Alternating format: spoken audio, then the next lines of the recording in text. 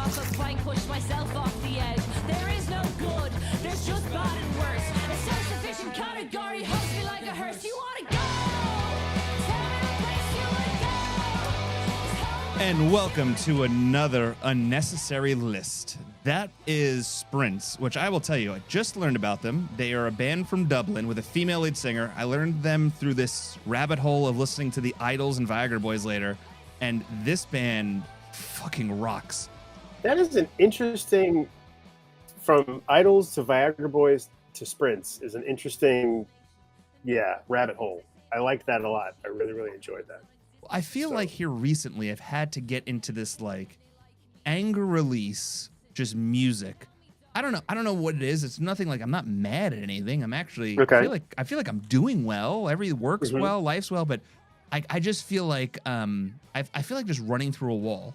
Like last week I did a race. Sometimes you got to blow off some steam. I guess so. Fuck, I did that 50-mile bike race. What do you like to listen to when you're doing a race? So, do you make something ahead of time? Yeah. Okay. I have to, because I have a problem where when I first started doing runs, I would add like random. It would just be like, hey, just make a playlist, and then next thing you know, you're listening to like Rod Stewart's "Forever Young," and that's a hard song to pump up with. Like when you're running. I would think so. Mile marker 11, and you got 2.5 more miles to go for half a marathon. And Forever Young is doing it for you. Forever Young. No, I need more like this. Yeah. So, but I also like the fact that like I feel like there's a lot more female-driven, like harder bands coming out that I'm really digging. So yeah, check them out. Sprints, Sprints. They're out of Dublin. This song's called Little Fix. Give them a chance. So, but yeah, listen, tonight's show is going to be all over the place in theory, but we're organized. Me and Brian have worked. Well, I've worked hard. Brian's always organized. You see his artwork. You see what he does. As you can see behind me with all of the just melange of crap. I mean, a melange of great art, except for my poster. But yeah, and my Bengals cup, which I don't really celebrate or anything. But but yeah, Anthony has turned over a leaf or something, a rock maybe, and we have organization. We do. We actually have I worked hard last night, sent you the show rundown, but originally I made notes today. I love made it. Love it. I don't know if they make any sense, or I don't know if they're gonna illuminate anything for anybody, but yes, I made notes. So I mean, well, first of all, this show couldn't have come in even a more, I guess, crazier time in theory. If you think about what's I mean, you and me, our connection's Pearl Jam. I think that's, we've talked about that a million times in the show. A lot of things line up to the idea and what Pearl Jam is and how that's brought us all together. Yesterday, we got some of the, I would say, I don't say shocking, because I think everything, life in general comes to an end. Everything changes. It's inevitable, right? Like it's going to happen. But out of the blue, we all just came off a drunk bender from 4th of July. We're trying to get our feet on the ground. It's a Monday. We're like, hey, all right, we're back to work. And we get this letter. Matt posts this letter out, basically saying like, hey, it's just I'm ready for what's next in my life, and is leaving Pearl Jam. So my question to you is, when you read that post that he had put online, what was like the immediate thing coming to you? I was shocked.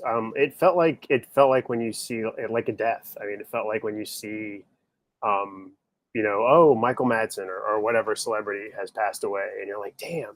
I was really surprised. I think that, and from the notes I made, Matt Cameron is the definitive drummer for Pearl Jam.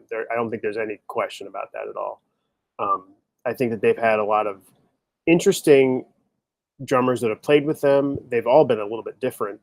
Yes. But there's no question that Matt is the, I'm not going to say best, but he's the definitive Pearl Jam drummer. He's been with them the longest and played with them in a variety of different ways. And I found it, it's obviously interesting that he played on their demos and then eventually finds his way back to Pearl Jam after, Soundgarden is done. And that whole kind of history that they have. So what did you think? I was pretty shocked. Yeah, so, first of all, as of anything, you can really read into something more than you should, right? And Hmm. sometimes it's a little like you read it and then it's like, what does this mean? You start peeling back. So the letter wrote like, and just so everyone's on the same page. And if you haven't read this, this was posted on Matt Cameron's Instagram, and then I would say it was like 18 minutes later, Matt Pearl Jam sent an email out and with like Hmm. a generic, like not from any band members, but from more or less like 10 Club. But Hmm. Matt said, after 27 fantastic years, I'm taking my final steps down the drum riser for the mighty Pearl Jam. Much love and respect to Jeff, Ed, Mike, and Stone for inviting me into the band in 1998 and for giving me the opportunity of a lifetime, one filled with friendship, artistry, challenges, and laughter. I am forever grateful to the crew, staff, and fans the world over. It's been an incredible journey. More to follow. Thank you all from the bottom of my heart. Peace and love, Matt Cameron. So, all right. So, there's going to be some. Let me talk about a couple things. One, I've read this a few times, and one, I'm like, well, there was an interview that came out about 6 weeks ago where he did a video interview. It's online, and he talks about like his daughter just graduated college, another one graduated high school. His son is in a Hmm. band that's about to hit the road, and like he feels like he's missing a lot. So it's tough being a musician, but he loves what he does, and that's tough. I get that. Hmm. And then there was, he talked about how hard it was for him to be in Pearl Jam. It's very heavy on him and on his body. He had to take ice baths before and after the show. Hmm. And then I got this text message yesterday. So I haven't shared this with you yet, but I'm going to read this. Now, this is not coming from anybody inside of the band, but this is coming from someone that shares stuff with me sometimes, and sometimes it's correct and sometimes it's not. But this is what he wrote to me, and I would like for your opinion from this. Once again, this is nothing written in stone, but coming Sure. from somebody that seems to know some things. From what I was told today, Matt had expressed his exhaustion from touring essentially to the band last year. To elevate the stress, the band devised a new touring strategy, allowing them to play multiple shows in a single city with a day off in between. This approach aimed to give Matt an opportunity to relax and recover. However, Max found this regimen challenging still, as his technically proficient drummer, who puts a lot of strain on his body. After the last show in Nashville, Matt informed the band that despite the day off, the experience was still taxing, and he decided to play his final show with them in Pittsburgh. The band advised him to reconsider, but he ultimately changed his mind after returning home. His decision was influenced by his son's upcoming band tour, his daughter's recent college graduation, and his other daughter's graduation from high school. Matt prioritized spending more time with his family and future music projects. I understand that it will be difficult to replace Matt, and I doubt that the band will be touring anytime soon. And then there's some more stuff Hmm. that he talks. It goes into a thing. So, you know, that's not coming from Matt Cameron. That's not coming from Pearl Jam's band member. That's coming from someone that I know that seems to, I'd say, 80% correct most things. So, and it Hmm. seems legitimate. I mean, I you have agree. you have kids. I mean, Yeah. and you're also an artist. And I know that when your children were doing certain things in your life, you had to prioritize like, hey, am I gonna really take more time away to do my art, or am I gonna want to spend more time with my children? And Absolutely. I believe you chose your children over your art. Hmm. I think. I mean, yeah. I totally. That makes sense. I mean, that tracks. You know, these guys are 60 years old, and Yeah. being a man that just turned 50, um, that is definitely a big deal. I mean, and to play 3 hour shows, I would think over the course of a week or something like that has got to be very difficult. So I think that makes a lot of sense. And this is where I think we need to start thinking about not thinking about, but like what is next, right? Well, let's talk about Matt Cameron, because Matt Uh-huh. Cameron is a huge part of Pearl Jam, and I understand. Like, first of all, I will say this: I've I don't know Dave Abruzzi, Dave A real well. I've a Yeah. couple comments here and there, conversations offline. But I like that he stepped up today and was like, "Listen, everybody asking me to jump into this band, guys. I've done a lot of other stuff. Pearl Jam doesn't talk to me. I appreciate them as a band. We've had our differences. If they want to reach out to me, great. But I don't need everyone and their mother tagging me in a post about jumping into this. Dave No, Cruisen, that's not. That's definitely not going to happen. no. Dave Cruzen was on one of the radio shows in Seattle this morning, and Okay. everyone's like, "Hey, has anyone reached out to you? What's going on?" He was very vague, but I don't think Dave Cruzen's the answer either. And I love Dave Cruzen. He's I an do too. amazing person. I certainly don't think it's going to be a snap decision. I don't think they're this week. They're not going to say, "Hey, guess who our new drummer is?" No, That's not going to happen.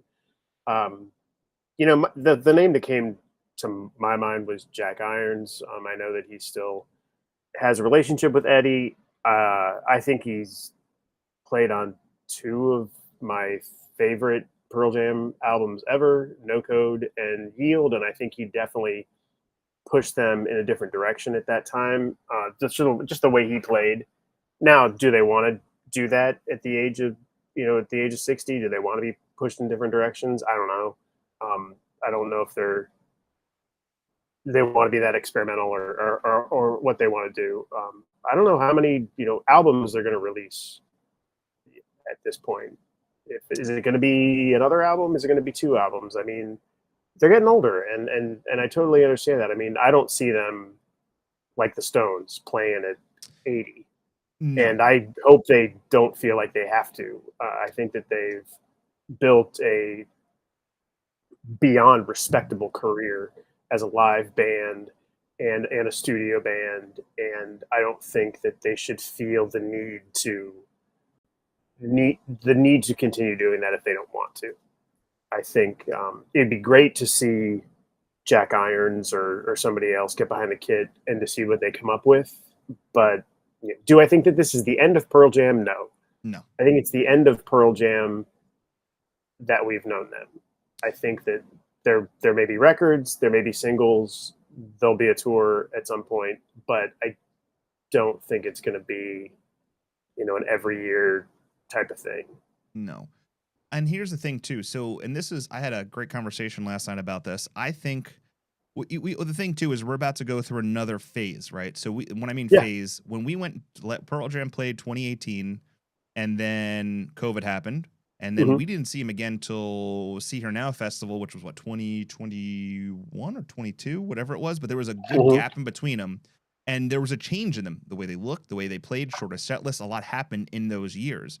Well, I don't think we're going to see Pearl Jam play for another probably 2 years. Honestly, I don't see him hitting a stage for 2 years, and I also see them doing kind of what some other bands have done. It's taxing for Mike McCready to play the way he does. It's taxing for Jeff Ament to do what he does. It's taxing for Stone. Boom. I mean, Boom's probably the oldest one in the band. How much longer is he going to be around? Josh Klinghoffer is not really a piece of the band, and Eddie's older, and I think Eddie you'll see start doing solo stuff because I think that he's going to need that to feed. In my opinion, this is where I am gonna go. I am gonna go shoot for the moon. I think Pearl Jam's gonna end up hiring a female drummer. I know people are gonna call me crazy. Really? I think. Oh yeah. I think, in my opinion, right? Pearl Jam has been very much. They're activists in many ways. They believe in the rights, and this is a great opportunity for them to let that kind of fit, right? And there is a lot of talented female musicians out there. I do think we're going to see a lot of probably in the earlier days of whoever the drummer is, you're going to see a lot of festival shows. And the reason they play festival shows is you can play it safe. You can play a lot of the original songs and things of that nature. So when they come back, whenever that is, whether it's in 2 years, 3 years, 4 years, whatever it is, it's going to be safe. It's not going to be them coming out and doing marathons ever again. The days of marathon Pearl Jam are long gone. Yeah, I think I might even go one step further and think the days of a full scale tour might be over. I could see them doing, like you said, festivals, or doing maybe hitting Chicago, New York, LA, stuff like that. I don't think they're going to do. I think the Dark Matter tour is probably the last full scale tour that they're going to do. I agree with you. I mean, maybe like a farewell tour or something like that. Although I think they'd still play, but I think maybe one more go around, much more limited. I think, but I think that the days of seeing them put out an album and tour behind that album are probably over. you know, we're 5 years away from 40 years of this band being together, Yeah. right? Mhm. And that's unheard of. I mean, It's crazy. it's When you insane. think about it, yeah, when you think about it, and you think about other bands and how long they've been. I mean, it is a very small collection of groups that have been together that long. I mean, Even you could count them on like one hand, probably. and even the most successful groups that we love, they never toured that long. Led Zeppelin? Nope. No, no, no, no, Beatles? not at all. Nope. I mean, you're No. talking some of the greatest bands that everyone idolizes to this day as being some of the greatest musicians of all time. They were together for a short period of time and still had that impact on music. Pearl Yeah, Jam's been together.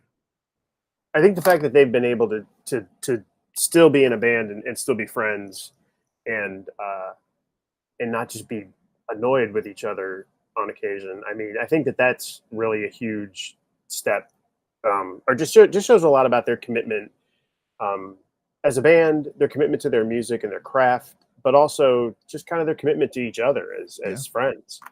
I think that we talked about it in the show where we talked about documentaries. You look at that Metallica documentary. I mean, there's a lot of resentment and things that can be built up amongst people in any type of relationship, but certainly in the relationship of a band and the push and pull of creativity and things like that. So I definitely think that it says a lot that they're still together I and that agree.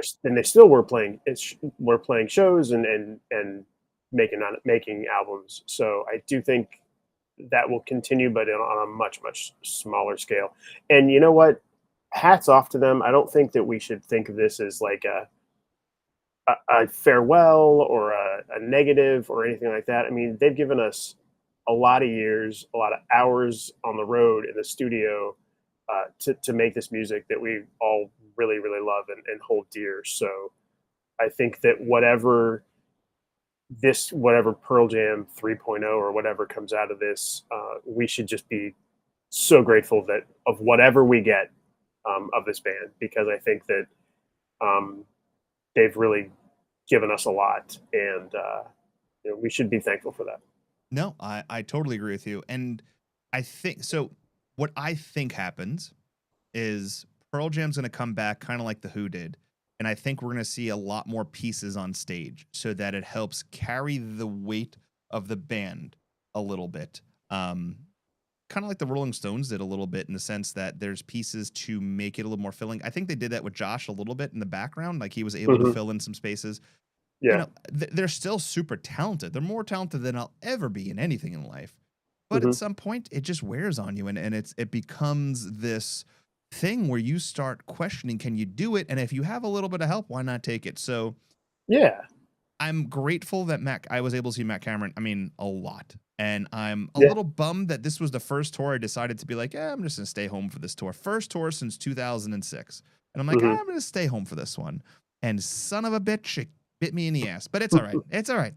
That just means the next time they come out, I got to go. Otherwise, fucking Stones and be like, you Yeah. know what? I'm quitting. So, You can't put this on yourself, I Anthony. feel It's my not. it's I know my it's all your fault. fault. It's all your All fault. Well, my you didn't go, and somebody left the band, so totally oh. could be. Anyway, I've been waiting to push that button. But I'm, yeah, so when you look at this idea of what Pearl Jam's been, they've had a lot of great drummers that come through: Dave Cruzen, Dave A, Jack Irons. Richard Suverud's filled in for them. And here's the thing: they can make a new album. They could legitimately have a bunch of music, and they could have like a Richard Stuverud or even a Dave Cruzen or anybody go in and be the yeah. recording Mm-hmm. drummer, and then figure it out later. I mean, they're gonna, Mm-hmm. I would say that makes a lot Didn't of sense. didn't Primus's drummer just leave recently? Yes, I and now think I think we need to also think about how hard drumming is on the body.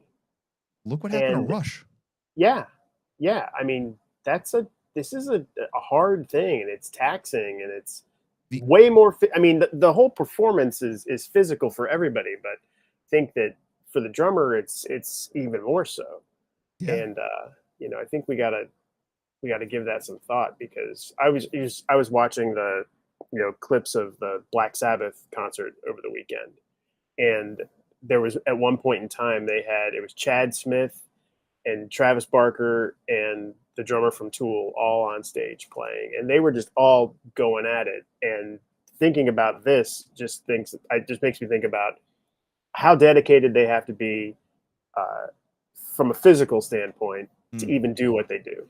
And that's probably, that's something that we probably just don't think about enough, about the physicality of being a drummer and how hard that is on your body, especially if you're doing a show that's like 2 or 3 hours long.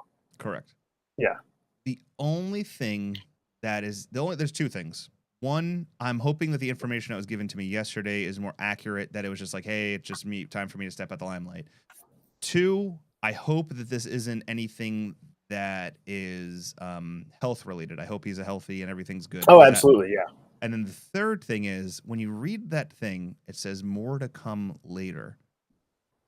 And that is almost like the end of a 1966 Batman episode where Batman is tied to the damn chainsaw, rolling through, and it's like, will he get cut? What coming next on the next episode? Are you thinking what I'm thinking? What do you think? He's not going to Foo Fighters. Everyone in the No, absolutely not. I think there may be some Soundgarden stuff happening, possibly. That makes a lot of sense. Yeah, that makes a lot of sense. I know that I know Annie Clark and oh my goodness, what's the female singer from Seattle that played with them recently? Star Anna? No. I know you're talking about. I don't remember her name, but I don't remember her name. Talking about. But supposedly, based off of on Reddit, they were seen in a studio over the summer or last couple weeks, I guess playing with some members of Soundgarden, which is kind of speculating that they potentially could be the vocals for when they play at the Rock and Roll Hall of Fame in LA. An interesting segue there, Anthony. You see what I did there? You see what you did there? Yeah. So, well, let's jump. So, first of all, let's jump. You want to jump right into the Rock and Roll Hall of Fame? Let's wish Matt Cameron. Let's thank Matt Cameron for all of his awesomeness and amazing time he spent with Pearl Jam. So thank you, Matt. We appreciate you and love that you shared your talent with us for as long as you did, and we wish you the best. And Pearl Jam, we'll get what we get, and we won't be upset. That's right. To Matt Cameron, we say thank you. Yes. All right, enough of that. And let's go right into the Rock and Roll Hall of Fame. Rock and Roll Hall of Fame. First of all, so I feel like some of the best episodes we do are about the Rock and Roll Hall of Fame because it causes so much controversy. And there's a lot of controversy with this year's Inductees. My God. I don't know what you're thinking, but yes, the controversy. Yes. I mean, absolutely. I would say this. How shocked were you based off of what we thought was going to go in that actually went in? On a scale of 1 to 10, 1 being like, everything is exactly what I expected, and 10 being like, holy shit, there's a bomb being dropped. I mean, I'm not a betting man, so I'd go 5. But I mean, there are some. I mean, I gotta say, Bad Company. Come on, man. Come on. We got a lot of shit about Bad Company. Ripping Bad Company online. But that goes back to that whole, like, if we put everybody in, then what does it mean? I mean, I'm sorry. That's Bad Company is not my thing. Nope. I apologize. But the fact that Mariah got shut out again makes no sense. Makes no sense. And I was like, what? So happy to see Cyndi Lauper. That was great. But yeah, Mariah just not cool. Cool. It doesn't make sense to me. An artist in the caliber of Mariah Carey, who has been in so many eyes of so many artists that have said, I would not be an artist today if not for Mariah Carey. Mariah Carey is the reason that I started singing. I used to sing Mariah Carey in the shower. All these things that artists constantly say. She checks all the boxes. Like everything. And you're like, you're going to make her wait. And because she's going to get it. I mean, there's no question about it. But you're going to make her wait another year. She should have been first time, first ballot, 100%. Bam. Just absolutely. So especially when you look at some of the artists that get in on the first time. And then you look at Mariah Carey, whose accolades of just how many songs she has out in the world that are number ones in the top 100s. How many songs written, produced, performed. I mean, she's done everything. and she's set, she's set records that other people aren't even going to ever touch. So I mean, she's a juggernaut, and I'm not, don't, no disrespect, I'm not, after this show getting on and putting on Mariah Carey's greatest hits. I mean, I don't, that's not something that I jam to or anything like that, but you got to recognize the talent and just what she's done Yeah. in music, and it's unparalleled. So the fact that she is denied yet again is is disappointing, to say the least. The idea of Mariah Carey in its own sense too, compared to some of the artists that have got in, right? I know that I can go upstairs and play a few Mariah Carey songs and my kids are going to know it. And Oh you're yeah. talking about a 15-year-old and a 9-year-old. They're going to be, Hmm. oh, God, know who that is, right?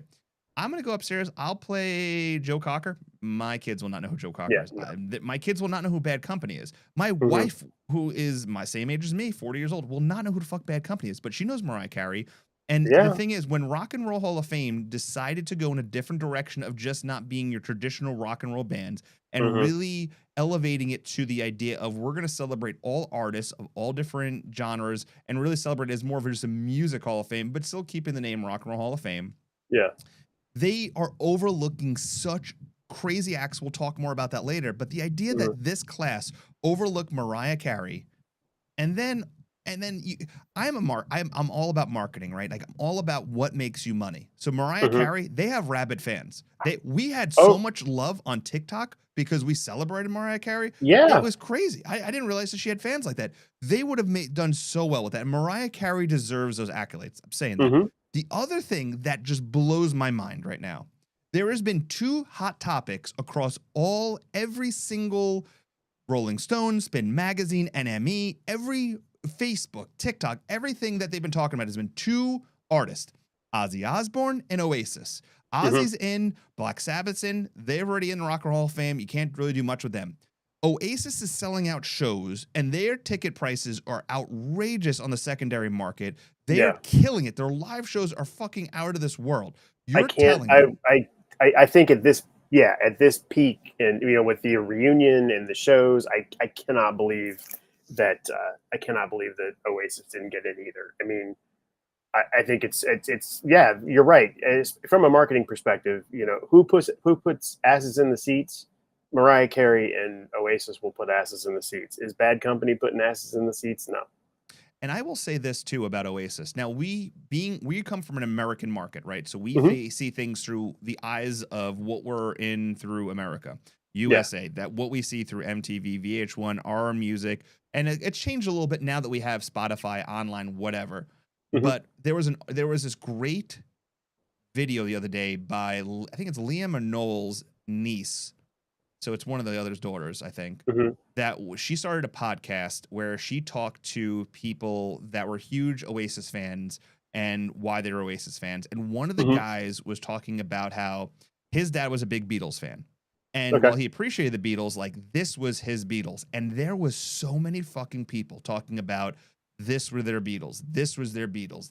Like I heard that constantly in this podcast Oh. and the reason why. And then there was at the end of this video was people's reactions to the band coming on stage.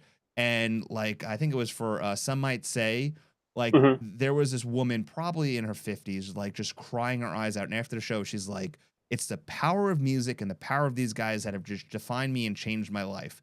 And now we feel that with Pearl Jam. Yeah. They feel that with Oasis. But I think that the idea of how that band is so huge overseas, and they're still Hmm. huge over here, but not nearly as big as it overseas. I mean, Yeah. a lot of bands are like that. Kasabian, The Prodigy, they're big over here, but Sure. not nearly as big as they are overseas. Yeah. Oasis deserved to be a first time Bad Company over Oasis. Come on now, I don't want to. And Yeah. all these 70-year-old men click clacking in their dirty white Uh, fucking tank top at home. Oh, saying, "Oh, yeah. bad Company. Oh, you never saw that movie. You don't understand what Bad Company's done." Blah blah.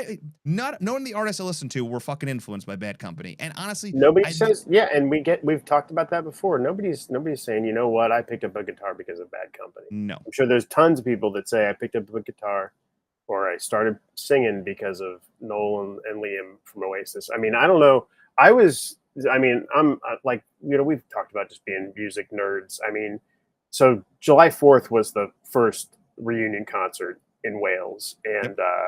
and I was reading a live blog of it because I wanted to see what was going on, and just it was just, and if you've seen any of the videos online, it was just amazing. I mean, so many people, everybody's singing, everybody's having a great time. It was really an amazing, I didn't see everything, but it was really amazing what I saw. And then bookend that with the Black Sabbath show, which was the 5th, and I was following a live blog on that too, and it was just amazing. It's just amazing to see that, and really really cool. But yeah, I think that you're absolutely right. That how do you just not take the opportunity to put Oasis in at this point in time when they're when they're selling out huge arenas and they're going to be doing it all summer long in the United States. I just think it's crazy. This is when you look at how tone deaf the people that run Yeah, the Rock and Roll Hall of Fame really are. Because absolutely. honestly, you could have had it where you're talking. Because I think the Rock and Roll Hall of Fame is in November. Oasis Hmm. is already going to be in North America, so it's done. Yeah, You could have live streamed that, paid for click, and if you had Soundgarden, White Stripes, and uh and Oasis, you're talking about a home run. Anyway, it's super fucking frustrating how I just don't think they get it. And when I no. looked at the list today, because I was putting in like people that hadn't gotten in and stuff of that, and I was Hmm. looking at like how they influence music today and how the people they influenced got in, but they didn't. Yeah, My vein on my forehead that keeps get protruding as I get older was it like, just doesn't. Yeah, man, it just doesn't make sense. And I understand that everybody can't get in at the same time, but I mean, when we talk about it all the time, I go back to the Pixies and Nirvana. I mean, that is a direct line right there, yep. and Kurt's reverence for the Pixies and saying that they ripped them off with "Smells Like Teen Spirit" and other songs. I mean, that's just a band that, like, how do you not put them in Mm, just because they influenced one of the greatest bands of our generation? yeah. It's interesting, but the Rock and Roll Hall of Fame's on November 8th, and Oasis is not a part of it. But let me tell you who. So yes, tell us who else is getting in. So Bad Company, Chubby Checker, Hmm. Joe Cocker, Cyndi Lauper, Outkast, Soundgarden, and the White Stripes are in the performer category. Yes, Salt and Pepper, Warren Zevon will be honored with the Musical Influence Award, while Tom Bell, Nicky Hopkins, and Carol Kay will receive the Musical Excellence Award, and then Lenny Waronker will be recognized for the Amherst the Earthen Amit Gun. Erdogan. Thank you. See, You're welcome. this is when we realize how much more sophisticated you are than I am, because I can barely fucking read English.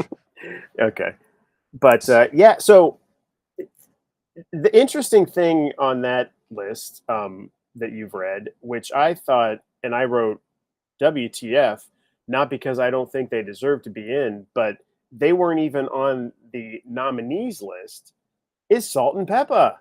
Where did Salt and Peppa come from? Yeah, it's How does that work? Because Warren Zevon was on the list of nominees. correct. Salt and Peppa just magically appears out of nowhere. And it wasn't like they were a write-in for the fan vote, and that's another thing about the tone Yeah, deafness of the Rock and Roll Hall of Fame, because Leaps and Bounds, they the don't fan listen to vote, the thing. was won by Fish, and they basically Yeah. said, fuck you guys, no. Well, and Dave Matthews won it like 3 years In a row, I think. before they even got in. Crazy. So, but yeah, Fish people are crazy, and They are. in a good way. But yeah, that's another one that you're like, how do they not get in? And how do they not get in? And how does Mariah not get in? But Salt and Peppa just comes out of, and I'm like I said, I don't have anything against Salt and Peppa. I want to make that clear. But how did this happen? Yeah, you know what? I'm It's actually just gonna like, look. how I want to know, just like the machinations of how does Salt and Peppa just pop up in there when they weren't even nominated? I don't know if it's ever happened. That's a great thing. I mean, honestly, they've won 4 Grammy Awards. 95 won Best Rap Performance by a Duo or Group for None of Your Business. 92, they were nominated for Best Rap Performance for a Duo or Group for Let's Talk About Sex. In 89, they nominated for Best Rap Performance for Push It. And then in 2020, they received a Lifetime Achievement Award in the Grammys. Other notable awards is Holloway Walk of Fame. They received a star in 2022. They won Best R&B Video for What a Man. Soul Train Lady of Soul Awards, 95. And then 2 more BET Hip Hop Awards. Received I Am Hip Hop Award in 2010, and then Rock and Roll Hall of Fame inducted this year. Realistically, and I it's have not a lot. no. It's not a lot, but I mean, I understand, and I'm not saying, like I said, I'm not saying that they don't deserve to be in. You know, female-fronted hip hop group in the '80s, very rare. Obviously, influenced probably people like Missy Elliott, who is Sure. also in the Rock and Roll Hall of Fame. For me, it's merely where did they come from? They weren't nominated to get in, and they just get in from this musical influence. So And it's that almost it's a backdoor thing a little bit too, because they're not well, getting a we've talked performer and we've talked category. about that, and we've talked Yeah. about that before, because that's how other acts have gotten in, and you're kind of like, what? And it's never like, every year they put in 2 musical influences or something like that. Sometimes they do it, and sometimes they don't. Yeah. But They also have over that category Mariah like Carey. sidemen. Yeah, like Mariah Carey is not a musical influence. I mean, come on now. Ridiculous. Look, so that's all I'm going to say about the Salt and Pepper thing. But I just thought it was crazy that out of nowhere we're like, oh, Salt and Pepper's getting in. Yeah, that was a shocker. And like I said, but when you look at the original list, like I said, I think it's if you're going to push this whole communication with social media, and you're as a Rock and Roll Hall of Fame, you're going to be putting these things out on every social media platform. Vote for this. You got to get the band behind it. Everyone's getting behind it. You got Fish doing things. You had Black Crows. It's gotta mean something. It's got to Yeah. mean something. I mean, Black Crows got snubbed over Bad Company. Mhm, You're mhm. trying to tell me, as a human being right now that is in I'm the not trying to offices. tell you anything. I am talking to the man in the Okay. glass office at the Rock and Roll Hall of Fame in Cleveland, Ohio, who decided to say, I am going to do Bad Company over Black Crows because Bad Company's done more for music than Black Crows. I disagree. I'm I going to agree. put Salt Disagree and too. Pepper in over Mariah Carey because Salt and Pepper's done more than Mariah Carey is. No, it doesn't make sense. And yes, you said something that was very powerful before. You can't put all of these amazing people in one year. But you also can't set a precedent over one over the other when it doesn't make sense. And what doesn't make Yeah. sense is the level of commitment that some artists like Black Crows and what's called Fish, their bands had newsletters out. They were pushing for this. And then they were up there, top 2, top 3, most votes, and they're fucking totally ignored. They're touring like currently. I mean, they are currently doing stuff, making music, and it's no disrespect to Bad Company. They've only got 2 original members even left, and they can't tour anymore because they're really old. And I get that, and that's fine, and I understand that, but it makes you think maybe they don't belong there. Correct. Maybe they don't, and it's no disrespect to their careers, but if everybody gets in, it doesn't mean anything. Exactly. And I think that that's what we've talked about before. And so let's talk about the inductees and what we could experience with performances. Okay. Because the first thing that I went to look at was, okay, who's alive? Is my first thing. So there's 2 original members of Bad Company left, and they're not touring, so they're not performing. I mean, now granted, we will have people that will come on and do Bad Company songs. So if you're a huge Bad Company fan, you're going to get a couple songs, but you're not going to get them from the Bad Company people. Chubby Checker's 83. I'm thinking he's not performing. No. Joe Cocker is not with us anymore, so he's not performing either. So that leaves us with Cyndi Lauper, Outkast, Soundgarden, and the White Stripes. Will they do some sort of Salt and Pepper Warren Zevon thing? Probably. Salt and Pepper might perform because they're still around. Warren Zevon, unfortunately, not. So I think we definitely get Cyndi Lauper. I think we definitely get Outkast. I think Outkast will reunite, hopefully. Yeah. I was bummed last year when Tribe Called Quest didn't perform when they had people perform for them. That kind of bummed me out. I wanted to see Q-Tip, and I wanted to see Tribe do it. So hopefully, I'm hoping Outkast is going to perform. That would mean a lot to me. They've got to do something for Soundgarden. Soundgarden has got to, and fingers crossed. Hopefully, it is like you said. Some female vocalists I think would be awesome. I think we get what's her name, who's also from Seattle, who's performed with them before. We were just talking about this. But St. Vincent, Annie Clark, yeah. Annie Clark, the other lady, but shoot, can't remember her name. She performed with them. It's right on the tip of my tongue. Brandy Carlisle. So like Brandy Carlisle, that'd be a good one. Yeah, so I was kind of hoping that they would do like the thing that Nirvana did, where they had different singers come on and perform songs with them. I'd really, really think that would be cool. But I think for me, obviously, and I don't know if it is for you, but the definitive question is going to be: will the White Stripes reunite, and will Meg play? Well, that's a whole nother topic. Let's not jump into that yet. Okay. Let's have it for a minute. Okay. I'm gonna say this about Bad Company. So the only artists that I can find online that have acknowledged their influence by them and love them. Good digging. Yeah. So Axl Rose has said multiple times that Bad Company played a huge impact on his life that made him want to be a musician. So I could see Axl Rose would be a good induct them in, potentially perform later on. I hope so. I hope they don't let him sing. He's not as bad as he used to be. I mean, it's so hard, man. I don't know if you saw any of the Black Sabbath show, but he is rough. I saw some of it, but I didn't see the Guns N' Roses thing. The other band that's interesting, so a newer band, the Struts, have come out and said multiple times, and they've actually covered on their tour Rock and Roll Fantasy as one of their songs. They talk about how Bad Company is a big influence on them, which is weird to me because their music doesn't sound anything similar, but I mean, it doesn't mean that you can't bridge off that. Sure. I think you're, having a younger, maybe having Axl Rose perform one of the songs or induct them and then having the Struts perform one of the songs. I could see something like that. That'd be interesting. Yeah, I tried doing my homework. I have a lot of notes. Chubby Checker, I think, Chubby Checker has influenced a lot of people. So that's going to be interesting to see who introduces him. Joe Cocker, I would like to see Springsteen induct him in my opinion. I think that's a good one.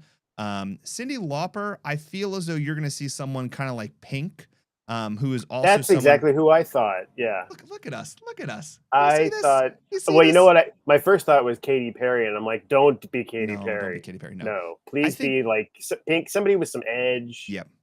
That has been influenced by her. And I think Pink is also, I think if she wants to be in the Rock and Roll Hall of Fame, this is a good way to get your foot in the door, kind of like Eddie did. And because Pink is eligible. They definitely do. Like, it's like a favorite. It's like because like Sheryl Crow, I think she inducted like 50 people, and I'm being, facetious, but she inducted a bunch of people before she finally got in. And she was always at the show. So yeah, I hope that somebody like Pink, somebody with some edge is gonna, give Cyndi Lauper her due. Yeah, I Outkast, totally I mean, I don't know. I would think somebody from Atlanta to induct Outkast, who I really can't speculate. But yeah, I'm not that heavy in the game. I love Outkast. I actually waited in line for that dual album, and it kills me that's the last album they put out because that was pretty awesome. I would just love to, I can't even think of like, I mean, Bombs Over Baghdad and obviously Hey Ya and stuff like that. But, get a 3-song set from them, I think would really be fun and exciting. But I know that they don't. I mean, I don't think it's that they don't get along, but they don't. They're two different styles of musicians. They are. And I think that last album really did that. Where I think you look at how one side was more pop rap, where it was kind of more Yeah. poppy and stuff, where the other side was very much more Atlanta-based rap, and Hmm. Hmm. but they still kind of the chemistry worked well together. It was almost two separate albums in its own sense, but Oh, they worked well absolutely. together. Yeah. But I hope that this pushes them to go out a little bit more. I would say that I would like to see is Run the Jewels from no, they're from Baltimore. I would like to see Run the Jewels That perform would one be of their nice. songs. Yeah. Because I always look at them and feel like there's an Outcast influence I on them. wonder if I wonder if maybe Killer Mike would induct them. That'd be That's a kind of good that's a good idea. look at Yeah. us coming up with these things. Yeah. And then Soundgarden. Everything on this podcast is copywritten. So if you Yeah, guys do this, the Rock and Roll Hall of Fame, you will receive a cease and desist order. you will see. No, you will owe us money, a lot of it, Yes. Yeah, lots of money for giving you these ideas, all of them. which I'm sure you haven't thought of. None of So them. You are all original. schlubs. You don't know nothing. It's all It's about us. all original. All original. Soundgarden's the one where I find it interesting. Soundgarden was a bridge for most fans of music from the 80s and 90s. And I've said this, I think Soundgarden is really the true band that really did get grunge off, and I hate the word grunge, but really get grunge going, because they were the transition from heavy metal into the Seattle sound. They were that I agree. perfect mixture of things, and Soundgarden really doesn't get that credit enough, and they should, because what Soundgarden was able to accomplish in an era where hair metal was kind of on the decline, Mhm. and people were, and it happens all the time, were wanting something more. Soundgarden had this mixture of two different sounds where they built things, and that's why Matt Cameron was such an easy transplant from Mhm. that band into Pearl Jam and really elevate it to another level. Soundgarden was and is almost a perfect rock and roll band. They had so many perfect parts of it. They had one of probably the greatest vocalists of my lifetime in it, Chris Mhm. Cornell, who could sing like a fucking angel. They had Matt Cameron on drums, and then it's pieced in with Kim and why can't I think of the other person's name? Help me out, Brian. Ben Thank Shepherd. you.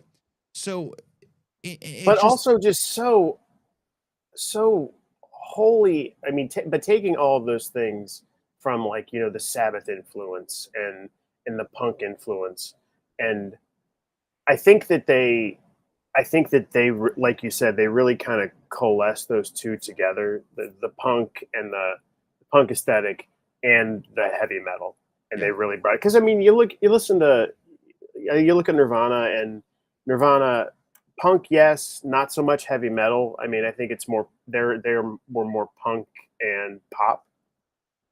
I think there was a less heavy metal influence with Nirvana. correct. And I think, for Pearl Jam, it was more like stadium rock and punk Yeah, and that kind of aesthetic. But yeah, I think that, and let's not forget that Soundgarden had to slug it out. Like, they opened for like Guns N' Roses, and people hated them, like yeah, threw batteries and shit at them. I mean, they had to play, so they were really dealing with that, trying to appeal to that metal audience. And they did, and they broke through there. And I think you could even say, like Alice in Chains did it too, but not to the extent that Soundgarden did, because I think Soundgarden did it first. I agree. And yeah, so that's a big deal, I think, that they were able to, because I think that metal people are very kind of protective of that, like of metal, and they don't necessarily like outsiders. So Soundgarden really had to win over a lot of people, Yeah, and they did it, and they were successful, and they were a weird, quirky band. I mean, not so much on Super Unknown, or I'm sorry, on Bad Motorfinger, but Super Unknown and Down on the Upside, they were weird and quirky and did funny stuff, and stuff that other bands didn't do. correct. So I think that's what really makes them stand out. I couldn't agree And I'm more with you. really excited to see, like, how they're honored, and who they get to try, to replicate one of the greatest voices, one of the greatest rock vocalists of all time, which is Chris Cornell. And there's I no agree. question about that. And It's going to be interesting. Now, yeah, before we go to the next artist, because I feel like we're going to be talking about them a little bit, let's just jump ahead real quick to So you have Salt and Pepper and Warren Zevon, who are going to be honored with the Music Influence Award, which if they do it like they did in the past when you have multiples, they're going to basically do a video package of both of them. They're going to have them come up, then they'll have like a little short speech. It won't be long because they don't want to have those marathon things. So it's going to be a quick thing. So I don't think you're going to have any performances by them. Tom Bell, Nikki Hopkins, and Carol Kay. We're going to get to her in a second because this is someone that I didn't know who she was, but I totally fucking respect her. Oh, and honestly, I had just watched that Wrecking Crew documentary like maybe a month ago. Crazy, right? Yeah. It was insane the amount of amazing records that these people were on, and that it was just, and they wrote a lot of that shit, and they wrote, Carol Kay wrote a lot of these like bass lines that you have heard for years on classic rock radio and all of these things. And I didn't realize that they'd be like, oh, I'll just whip this up, and they did it and recorded it, but very rarely got credit for it. So that to me was pretty shocking. So let's talk about Carol Kay, shall we? Yes.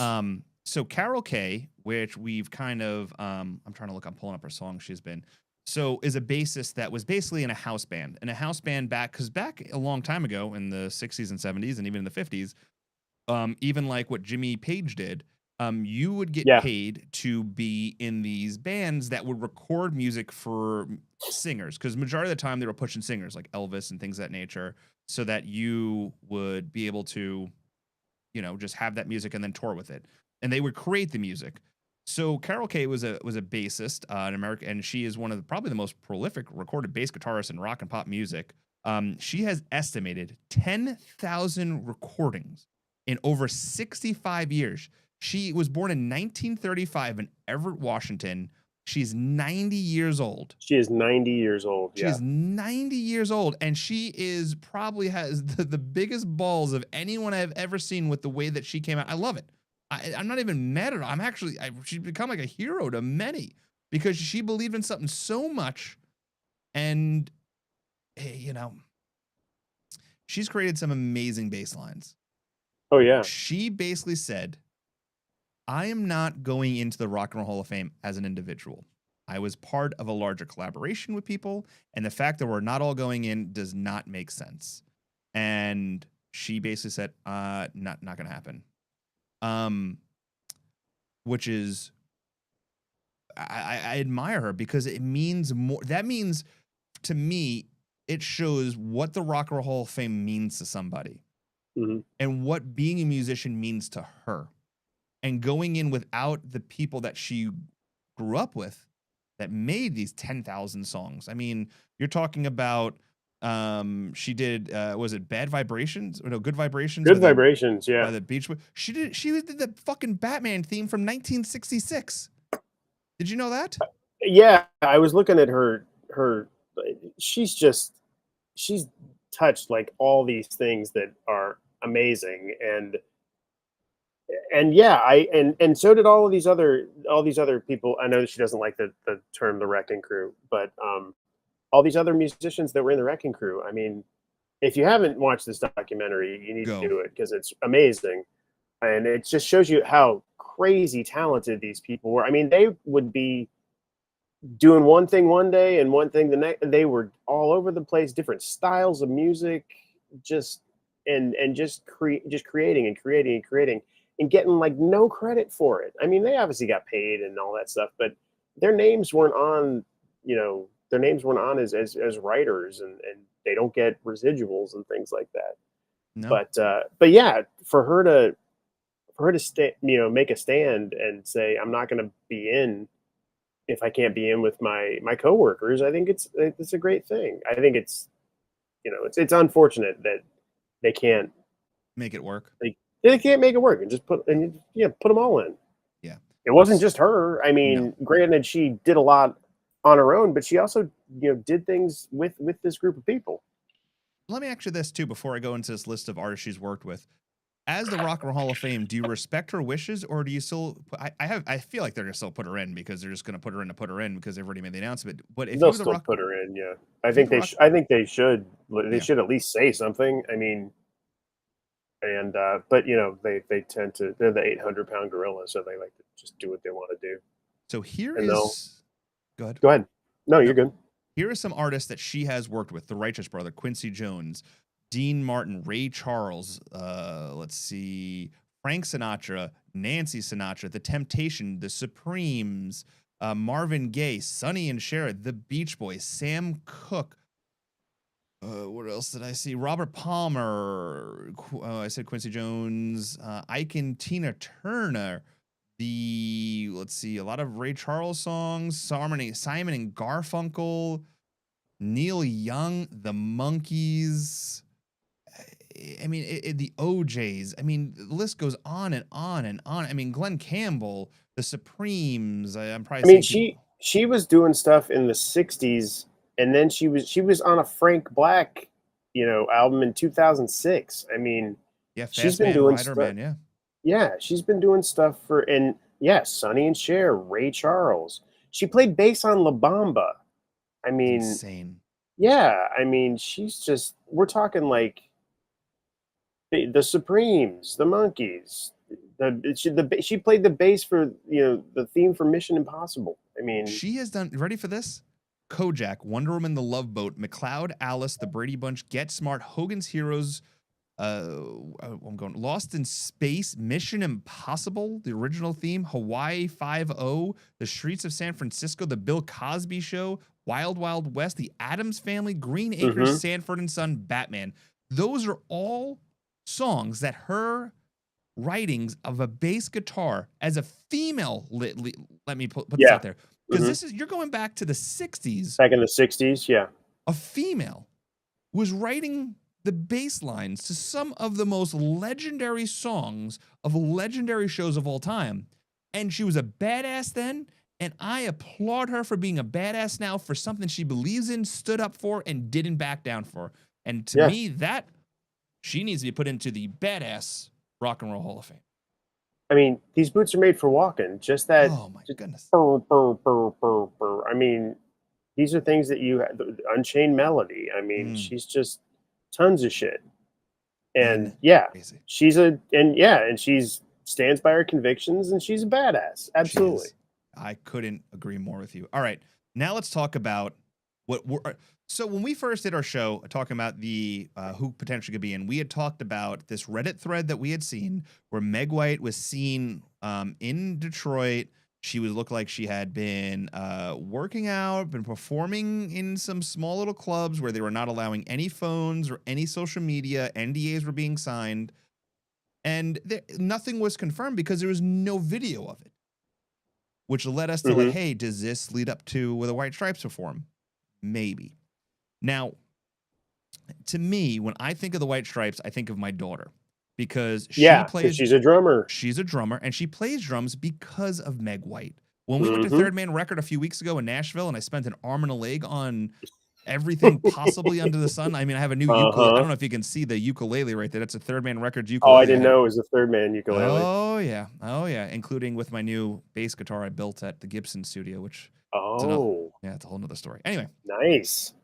But to see her get excited about seeing some of the things on the wall, and then hearing like it was the weekend Bonnaroo was canceled, and that place was packed, and people talking about the White Stripes and being excited about them. So here's the thing. The White Stripes can go tour tomorrow and they can sell out every venue they play because it's going to be a once-in-a-lifetime opportunity. I don't think that's what's going to happen. I don't think so either. I think what will happen is this. If the White Stripes perform, which I would say, I wonder what the betting odds are on that. There's got to be betting odds. I'm going to look that up. If they do perform, I bet you they'll do like we did in the past, and they'll play a couple of pop-up shows in very small places to a very limited number of people just to get her comfortable. And I feel like Jack White is very protective of Meg White. Oh, I think so too. I think I've met Jack White twice, both times with both my kids, and he's a person that cares, and he goes out of his way for others. And he really is like a genuine person. The way he tried to talk to my daughter, it was just very genuine, and it was a cool moment. I don't think he's going to, if he doesn't feel Meg White is going to be protected on stage, I don't think they perform. I think he'll just completely agree with you. I think what they'll do is they'll accept the award together, and he's gonna Mhm. give all the praise to her, and she's gonna talk and very, but do you think they perform? I think they perform. I think yes, yes. And I just had a fleeting thought, like maybe she doesn't play drums. Maybe she comes out and sings with him. Maybe they do like In the Cold Cold Night or something where she Ooh, sings okay. with him. Um, and then she doesn't have to do the drums. But I would love to see them do like a oh god, I can't even. I mean, I think you do you do Dead Leaves in the Dirty Ground, something in between, where they'll break off and do something in the middle, and then go back and do it in Seven Nation Army and something else. But I mean, Seven Nation. I Yeah. hope. I'm like fingers crossed. That for me will be, and that as far as I'm concerned, that closes the show. I Oh, mean, it has to. because the whole anticipation is. Will they I mean, perform? first it's going to be, is she there, and Mm, then when you see that she's there, then it's going to be, will she perform? And this will be like the closest of closely guarded secrets. I mean, this is not getting out onto the internet if Jack has anything to do with it. And Jack is a savvy marketer and knows that. And but you're right. I don't think that he's not going to exploit Meg. He's not going to exploit this. He doesn't need to do that kind of stuff. But for a moment, I think that this is like, and it's great that they don't have any like animosity toward each other. So it's not going to be like the Talking Heads where they're on there performing and they want to all stab David Byrne like he's, like it's, Julius Caesar or something like that. But because I mean, I watched that performance and you're like, man, they just can't they stand him. hate each other. It's Well, crazy. it's the three of them against David Byrne, and Yeah. David Byrne is like, I'm just gonna, you know, I can't think about like how much money they've been offered to reunite, and that he just puts the kibosh on it every time. And I Yeah. just can't. Like, how much money has it been? How much money have they given up? Has he like purposely not allowed his bandmates to potentially have? I don't know. I think that's It's even like and Led Zeppelin. Zeppelin's had multiple opportunities to perform. but And what do you? I mean, do you think it's in contrast? Do you think it's just one person that doesn't want to do it, or do you think? I think Jimmy Page is just fine. I don't think Jimmy Page is like he needs to do it anymore. I don't think it's like just Robert Plant being like, fuck it, I don't want to do it. I think it is Robert Plant. I You mean, think it is? if you listen to how when he did his interview with Howard Stern, my opinion of Robert Plant went out the window because he was very Hmm. cocky, and the way that he talked, like and Howard Stern, it was his dream to always interview him, and then he finally got him in there. And at the end of the thing, he's like, I just want to tell you how much I adore you and how much your music meant to me and stuff. And Robert Plant kind of got like shitty about it. Like he was like almost making a mockery of Howard Stern and Huh. and how like what that music meant to him. And he had asked questions about potentially touring and stuff. It's like, why do I got to do that again? Like, I don't need to do that again. Like, it was very weird. And Hmm. I think it's Robert Plant. I think if Robert Plant called Jimmy Page tomorrow and said, hey, let's get John and let's get this going, I think they would do it. But I think it's Mm-hmm. Page. I think it's a Plant that really fucked this for everything. Oh, that's too bad. I'm gonna So have to listen to that interview tomorrow, though. 100, yeah, it's a good interview. And then the end, it gets so like, you're like, what the fuck? That's unfortunate. Well, So thankfully, I don't think Jack does that. I think you're no, right. Jack looks out for Meg, and yeah, he's not going to exploit her if she's not up to performing. He's not going to make her do it or anything like that. But I do hope that she feels comfortable and feels like that she wants to perform, because I think she should be celebrated. I think 100%. everybody shits on Meg that she's not a good drummer and blah blah blah blah blah. No, she's rock solid, and I would love to see her perform one more time. So I am on the Rock and Roll Hall of Fame's like their fan club where you can buy the tickets through it, and I've had it since Pearl Jam went through. Uh And huh. I kind of told my daughter, I'm like, listen, I'll buy tickets, and if we get wind that they'll perform, we'll just go, because like this is Cool. I saw White Stripes perform, and it was I did amazing. too, and it was great. I've seen him 3 times, and I'm Uh, so I mean, I've never seen Jack after that, which is not anything to say Oh. that Jack's not good, because he's great. And I love to watch him, but yeah, I was fortunate enough to see the White Stripes 3 times, and they just have the chemistry between them is so great. And Meg is just so cool when she Yeah. plays the drums. It seems like she keeps the beat and she's got it all going down. She's rock solid, but it seems like it's so easy for her. Like, it's just so nonchalant. And And if there's something about that and she's, if and the you fact that she had, anxiety issues, Oh and yeah. she was still, she was cool as hell.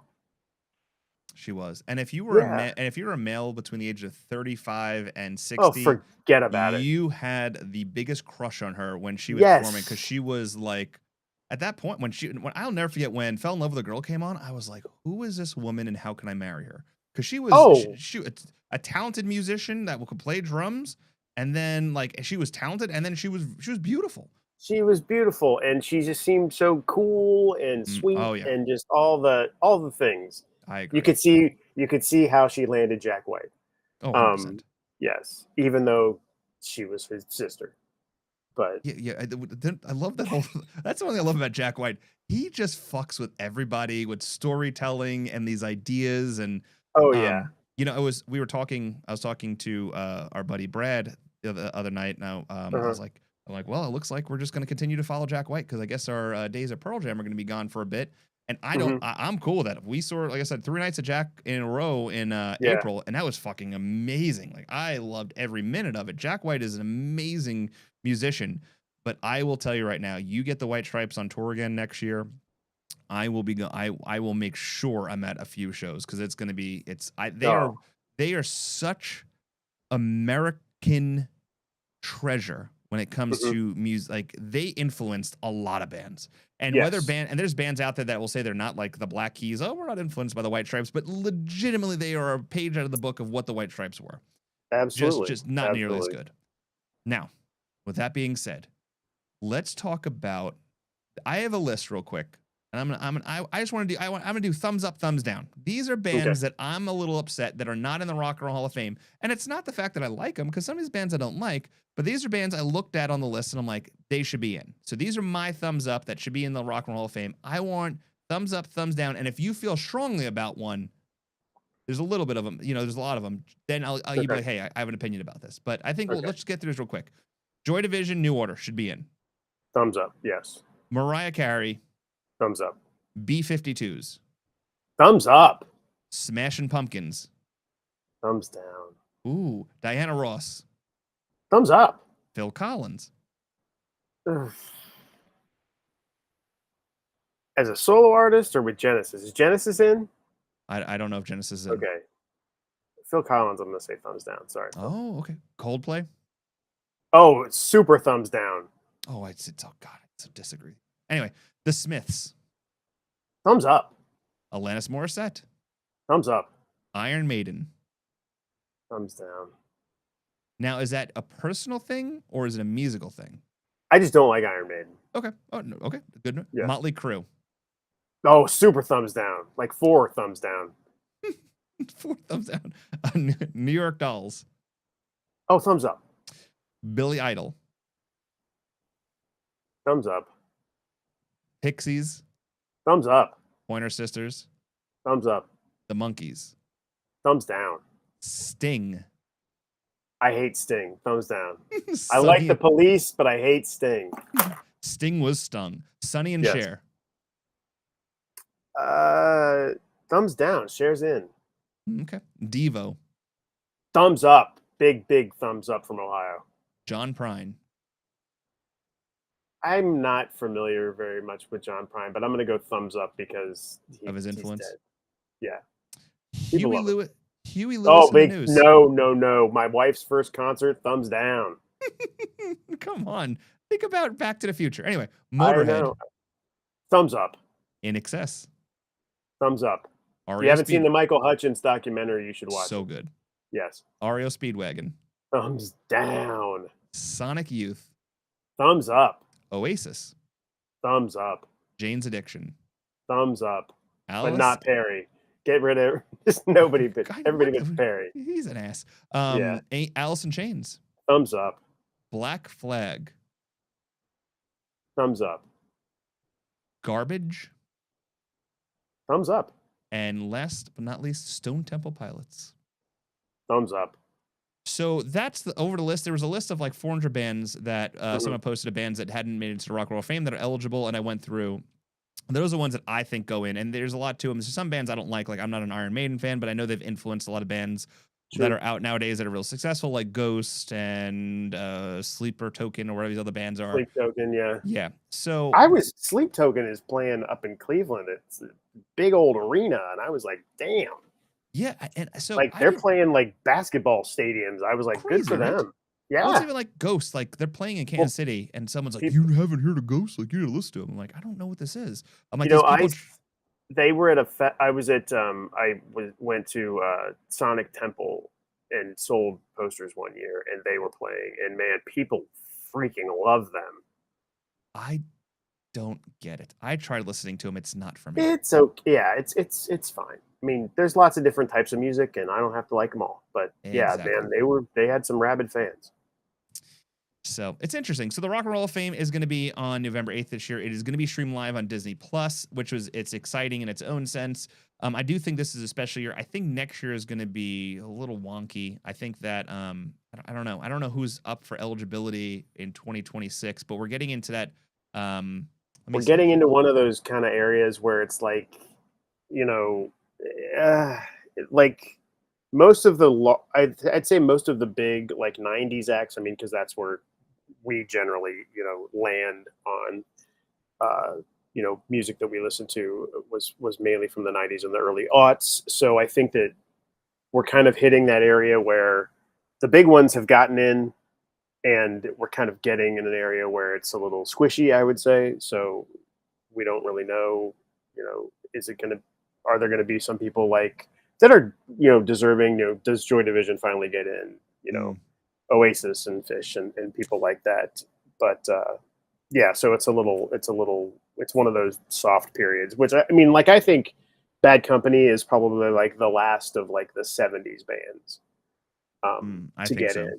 Like, I mean, I can't really think of any other 70s band that would, that isn't already in, that would, need to go in after. Yeah. Who was the one last year? It was, what was it? I don't know. Bad Company this year, but there was another one from last year where we were like, seriously? Like, they all sound the same. Well, they do, and they didn't even perform. They have a band. Was it Foreigner? Yeah. Oh, it was Foreigner. They have a band that tours as Foreigner that has none of the original. It's just a bunch of young guys doing Foreigner songs. It's a cover band. It's a cover band. Yeah. It's kind of like what Kiss is going to be in a few years. So here are the eligible 2026 Rock and Roll Hall of Fame artists that are eligible for first time. So let's do thumbs up, thumbs down again, shall we? Okay. All right. Alicia Keys. Is there a middle ground? No, down. I'll go down. No, it's too soon. Okay, if Mariah Carey's not in, Alicia Keys does not belong in. Excellent point. The Strokes.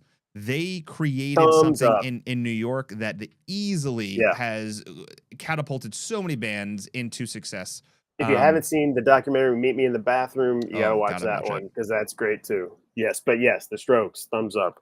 David Guetta, Guetta. Oh, David Guetta. No, he's a DJ. Thumbs down. All DJs. No, yeah. Skrillex, whatever. Gorillaz, I love Gorillaz. Gorillaz, I love Gorillaz too. But I don't think they're a first time eligible. But I would like to see them in. Interpol, I think they get in, but not at first time. There'll be years before they get in. But if you don't have a Joy Division in, how are you gonna have Interpol in? Which is basically You're right. No, you're absolutely right. Linkin Park. this is one of those things. Hold on. Let me give you my opinion about this though. Okay. I don't want Linkin Park in. There's some of their songs I work out to. I'm not a big fan, but I can see them putting them in because of the Rock and Roll Hall of Fame, thinking it's smart for them to do to sell tickets. Or cool. Yeah. I hope not, because, and no disrespect to Chester Bennington, but yeah, Linkin Park. I did like that first song, but after that, it's kind of all the same. Because in the end, it doesn't really matter. Doesn't really matter. See what I did there? Yeah, I did. Then there's an artist Juanes. Juanes? Yeah, he's a Latin artist. Sorry, I don't know I anything don't know about anything about it. Latin music. Anto- Although we spoke very highly of Mana, who did not get in, It didn't get and in. people gave us a lot of props. They give us a lot of and then we got shit on by a Yeah. lot of people because we didn't know who they were. Like, we don't know everything. Sorry. We don't know Yeah, I everything. don't know. Yeah, and I said, hey, good for them. They were great. You know. Yeah. Who else? And then Anthony and the Johnsons. I don't even know who that is. Are you sure that's not a band that's not a band you play out in? You don't go No. Anthony and the No, Johnsons. that's Anthony and the Charlottes. That's how okay. I perform in the basement. Gotcha. And then there's an artist. I'm curious who Anthony and the Johnsons is. We're gonna search it on Spotify after this list. Then there's Disturb, which Disturb. No, I'm good. Move the fuck on. No. Did you? So Dave Draymond was at the Black Sabbath thing and got booed. I did see he got booed. By He got people. Yeah. Booed all the way to hell. Yeah. Let's see. Anthony and the Johnsons. I don't know who this is, but they get a lot of listeners. They get about 369,000 listens. Their song "Fistful of Love" has 29 million. Let's just give it a quick listen. Huh. Yeah, what does that sound like? I was lying in my bed last night, staring. Thumbs down. Full of stars. Yeah, this sounds just like that's like bad Leonard Cohen. Oh, I was thinking of what's his name? Oh my God, he died about 10 years ago. He sang the song "Heroin." Oh, did he do People Who Die? No, Jim. No, that's oh my God, isn't driving me nuts? Heroin. Who was in Velvet Underground? Yeah. We're getting there. It's I see his face, Lou Reed. Thank you. That was very much a Lou Reed. I'm good. Anthony and the Johnsons can stay at home. Yeah. And then Disturb, we talked about that. Yeah, we're good. So yeah, and then there's the other betting favorite odds for next year based off of this website that should be nominated or be up for nomination for some sort of award is Lenny Kravitz, Coldplay, Oasis, Beck, Alice in Chains, Jane's Addiction, Snoop Dogg, Dr. Dre, Wu-Tang Clan, Styx, Iron Maiden, Phil Collins, Diana Ross, Johnny Guitar Watson, INXS, the B-52, Smashing Pumpkins, Sade, New York Dolls, and BB King. So those are the betting odds. What was the? Who did you just say? Like Styx? I mean, are we like no Styx? No, Mr. Roboto. None of that. No. No Styx. Are you saying you want them to sail away? I do. God sail away. Only if it's the Cartman. Only if it's the Cartman version of "Come Sail It." I saw Styx live. They were good. Were they? No. But was it the red? Because Dennis DeYoung doesn't get along with the rest of Styx. So this is going back to like 1996. I saw them at Jones Beach on Long Island with my father and his girlfriend at the time. And he won tickets from WBAB, which was some radio station on Long Island. And anybody open for them, or was it just Styx by themselves? No, it was Kansas had opened up for Styx. Oh, really? Yes, and I remember it because Kansas lead singer fucking was playing piano and did a handstand. It was playing it upside down. I was like, this is amazing. Yeah, it was actually a clever show. So what's that Kansas song that they do? What's that? Carry on my wayward son. If you haven't heard the Guar cover of that, you need to go listen to it. Yeah, the Guar cover of "Carry On My Wayward Son." Oh, God. It's really good. Isn't Guar up for a nomination? I mean, come on. They're touring again. I don't know. I don't think Guar gets in. No, not at all. If Mariah Carey I would love to see their performance if they got in. It reminds me of Empire Records, which is Anthony's favorite movie. So love that movie. Yeah. If you love the band so much, join it. Why don't you join us? Now you have to die. What? Yeah. Oh, God. What? Oh, and you're on a good trip if that shit happens. So absolutely, yeah. So let's end this show on a high note. What have you been listening to recently? Oh, sadly, it's just it's a lot of old 90s. I don't listen to a lot of new-ish music, so I do feel a little bit bad. How about you? What have you been listening to? So I'm going to tell you something. I am addicted. Like I never even, and I was talking to Trey about this on the show. I didn't know anything about idols at all. Okay. Never heard of them. And then I was told, like I was like trying to get pumped up and stuff, and this song came on.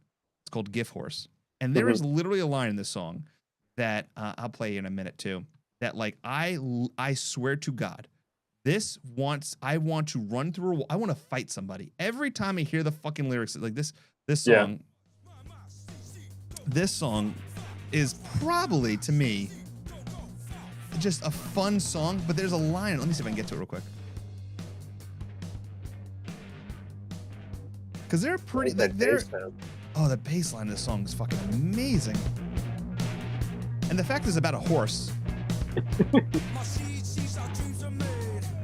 But I'll pull it up. I'll get the lyrics going in a minute. But like, this has been, and then this got me down a rabbit hole because I'm a big Viagra Boys fan. So like, this was on the playlist for Viagra Boys, and then I started getting into idols, and then I started finding out about these other bands. And I'm starting. The older I get, the more I guess maybe I just ruthless aggression. Maybe I'm going through my ruthless aggression era. I don't fucking know. But there is like, I just love music that makes you feel something, and then it's also like driven by something like that. I don't know what like lyrically means something. And I feel like this band is saying something that's, I don't know. Like it's like there's not a lot of punk bands nowadays. Yeah. Let me see if I can find the lyrics.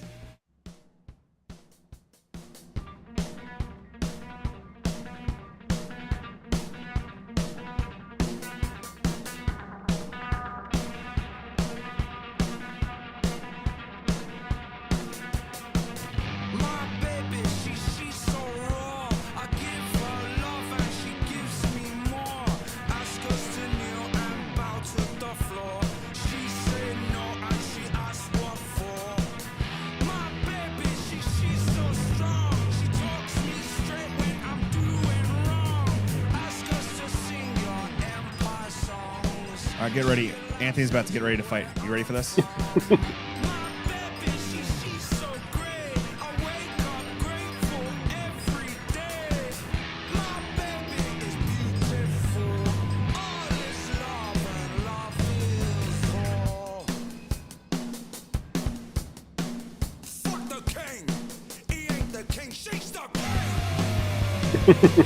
I'm telling you, this was a song I heard when I was like finishing my last mile of my 50-mile bike race, and I was like in a thunderstorm. And I'm telling you, I've never been so fucking hyped. Like, I mean, if I've never had cocaine before, but I expect like this song is exactly what it feels like to be on cocaine. Yeah, I like that. It sounds really good. So have you never heard that song before? No, I haven't. I mean, I've heard of Idols, but I haven't heard that song. So yeah. So now I'm going to give you one more song. Okay. Okay. There is a female artist out there. We've talked about her. It's Wolf Alice. She has a new song off her upcoming album, and it's called Bloom Baby Bloom.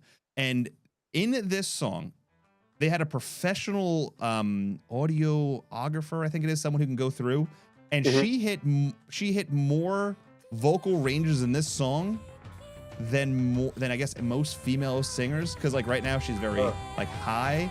Yeah. But this song is, to me, like, I don't know. They are amazing live. She's a fantastic singer and so underrated. And like, I don't know how this is not like one of the songs of the summer. This is so catchy. And have you heard this song yet? No, I haven't. But I actually, a friend of mine is going to see Wolf Alice in Columbus, I think in September or October. Oh, highly recommend it. Big fan. But has there even been a song of the summer determined yet? Did you hear? I didn't get the memo, so I don't know. Let me search it. Hold on. Let me see if I can find it. But listen to this.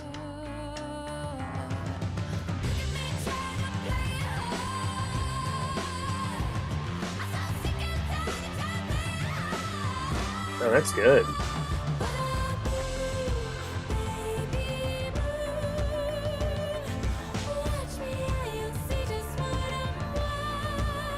Her vocal range is out of this fucking world. And the thing that is crazy about it is when I saw her live, I was very skeptical of was she going to be able to carry what she does in the album. Yeah, And when I saw her live, I was fucking, me and my daughter were blown away.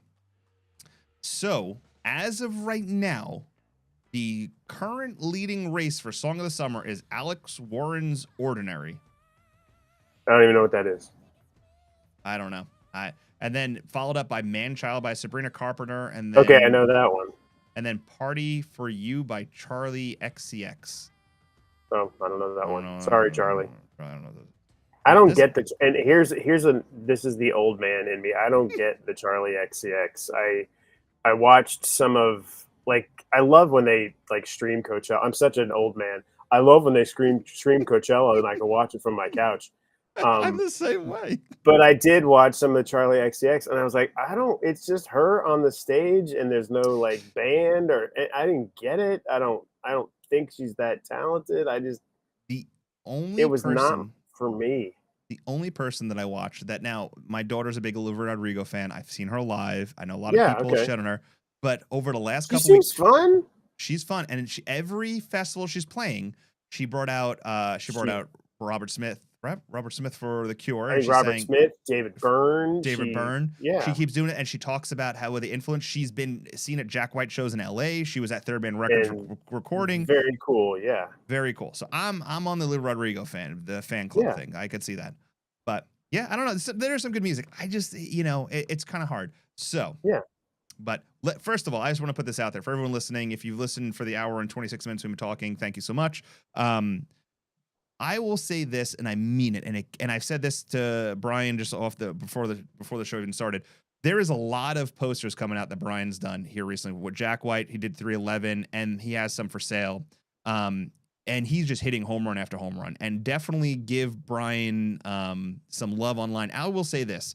For everyone out there listening, even if you don't buy his art, which you should, everyone should have a Brian poster. Brian Meth poster. Why I'm fucking struggling over here. You're okay. You should have one of his posters in your home. It should be above your mantle. Pull your TV down, put it there. But support him. But if you can't, share his work. Get it out there, because he deserves to be doing a lot more of this, and I'm so excited for everything you're doing. And I know you have a big summer ahead of you, and you deserve everything. So, anything else? It. No, thank you for listening, and thank you for enjoying this conversation with me, Anthony. As always, it was very good and very interesting, and we will try and come up with something very controversial for our next show. And hopefully we'll tickle your fancy. That is right. And we have a lot of things coming up. There's this. July is a good month. Jurassic Park just came out last week. Good movie. Superman comes out this week. Fantastic Four next month. A lot of good movies on the horizon. A lot of good music. This looks to be a good summer. So with that being said, we're going to go take it back to the Sprints out of, where are they from? Are they from London? Is that what I said? Dublin. So give them a listen, give them a like, go find Brian online, give him a like, buy his posters, help him feed and support his kids, because that is important. Brian, it was good talking to you, brother. I'll talk to you soon. I'm Anthony Krizowitz. You can find me on Anthony Live now on all your social media platforms. You can find Brian. What's your social media handle? BMETHE.com or just BMETHE. All righty. Until next time, thank you for listening to another Unnecessary List. Let's click heavy.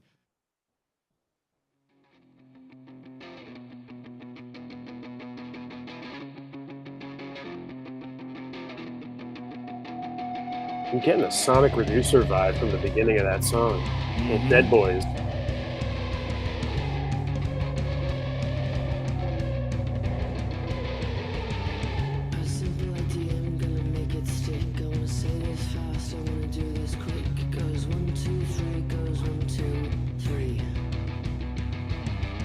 Simple idea, I'm gonna make it stick. I wanna say this fast, I wanna do this quick. It goes 1, 2, 3, it goes 1, 2, 3.